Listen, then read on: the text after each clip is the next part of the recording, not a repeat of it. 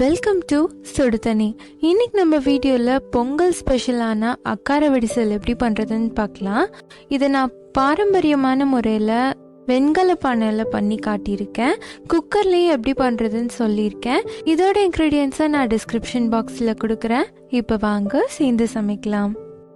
இதுக்கு முதல்ல நம்ம வெள்ளைப்பாகு பண்ணிக்கலாம். அதுக்கு 2 கப் வெல்லம் எடுத்துக்கோங்க. கொஞ்சமாக தண்ணி சேர்த்துட்டு இதை நல்லா கரைச்சிடலாம். கட்டி இல்லாமல் கரைச்சிட்டு இதை தனியாக எடுத்து வச்சுருங்க. ஒரு வெண்கல பானையில் 10 கப் பால் சேர்த்துக்கலாம். நான் 1 கப் அரிசி எடுத்திருக்கேன், அதனால 10 கப் பால் சேர்த்துருக்கேன். 2 டேபிள் ஸ்பூன் பாசிப்பருப்பு சேர்த்துக்கலாம். இது ரெண்டுத்தையும் அலசிட்டு இந்த பாலில் சேர்த்துருங்க. நீங்கள் இந்த பாஸ்மதி ரைஸில் கூட பண்ணலாம், நல்லா வாசமாக நல்லாயிருக்கும். அப்படி இல்லாத பட்சத்தில் பச்சரிசி சேர்த்துக்கோங்க. இந்த அரிசியும் பருப்பையும் உள்ளே சேர்த்தாச்சு. பால் நிறையா இருக்க தான் இது நல்லா குழஞ்சி க்ரீமியாக வரும். அதனால நிறையா பால் சேர்த்துருக்கேன். இது கிட்டத்தட்ட 1 லிட்டர் இருக்கும்.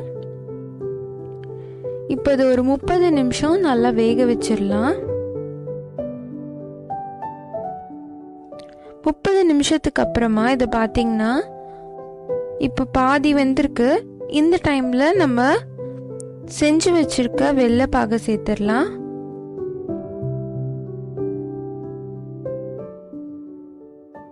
வடிகட்டி சேர்த்துக்கோங்க.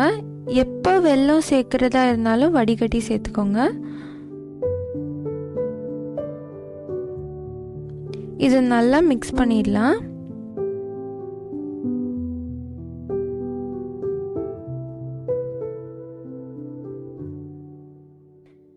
திருப்பி ஒரு 10 நிமிஷம் இதை வேக வச்சுருங்க.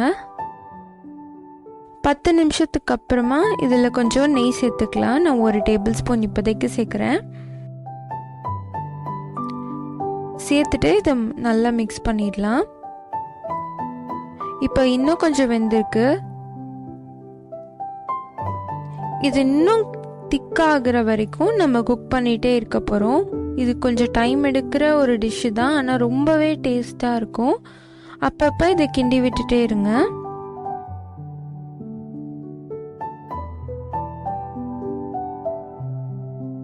இன்னும் கொஞ்சம் நேரம் கழிச்சு நல்லா திக்காக இருக்கு பாருங்கள். நல்லா க்ரீமி டெக்ஸ்சர் வந்துருச்சு.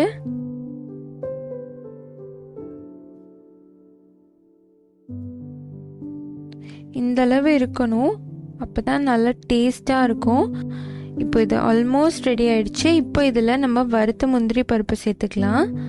நான் நெய்யோடு அப்படியே சேர்த்துக்கிறேன். இது முழுக்க நம்ம பால்லையே செய்கிறனால பால் நல்லா சுண்டி அதுவே ஒரு ஃப்ளேவர் கொடுக்கும். நல்லா மிக்ஸ் பண்ணி விட்டுருங்க. இப்போ அரிசி ரொம்ப பெருசாக தெரியாது பாருங்கள், நல்லா குழஞ்சி வந்திருக்கு.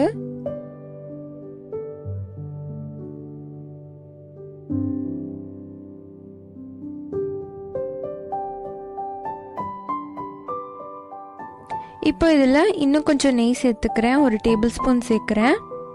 அக்காரவடிசல் நெய்யும் பாலும் தான் இதில் மெயின் இன்க்ரீடியண்ட்டு. ரொம்ப நல்லாயிருக்கும். நெய் நிறைய சேர்த்துக்கோங்க. ஒரே ஒரு சிட்டிகை இதில் பச்சை கற்பூரம் சேர்த்துக்கிறேன். பச்சை கற்பூரம் இல்லாதவங்க ஏலக்காய் பொடி சேர்த்துக்கோங்க. இது பானையில் பண்ணுறதுனால ரொம்ப லேட் ஆகுது. உங்களுக்கு அவ்வளோ டைம் இல்லைன்னா குக்கரில் 5 கப் பால் ஊற்றி நீங்கள் 5 விசில் வச்சுட்டு அதுக்கப்புறம் ஏதாவது ஒரு பாத்திரத்தில் மிச்சம் 5 கப் பால் ஊற்றி நீங்கள் குக் பண்ணிங்கன்னா சீக்கிரம் ரெடி ஆகிடும். இப்போ இது சூப்பராக ரெடி ஆயிடுச்சு. நம்மளோட அக்கரவடிசல் ரொம்ப நல்லா ரெடி ஆயிடுச்சு. இது சர்க்கரை பொங்கல் மாதிரி தான் நம்ம பண்ணுறோம், ஆனால் தண்ணிக்கு பதிலாக பாலில் வேக வைக்கிறதுனால அதை விட இது ரொம்ப நல்லாயிருக்கும்.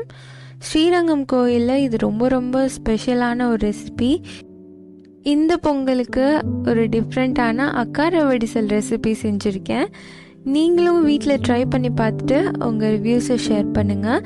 இந்த வீடியோ உங்களுக்கு பிடிச்சிருந்தா லைக் பண்ணுங்கள். சுடுதண்ணி சேனலை சப்ஸ்கிரைப் பண்ணுங்கள். தேங்க்யூ.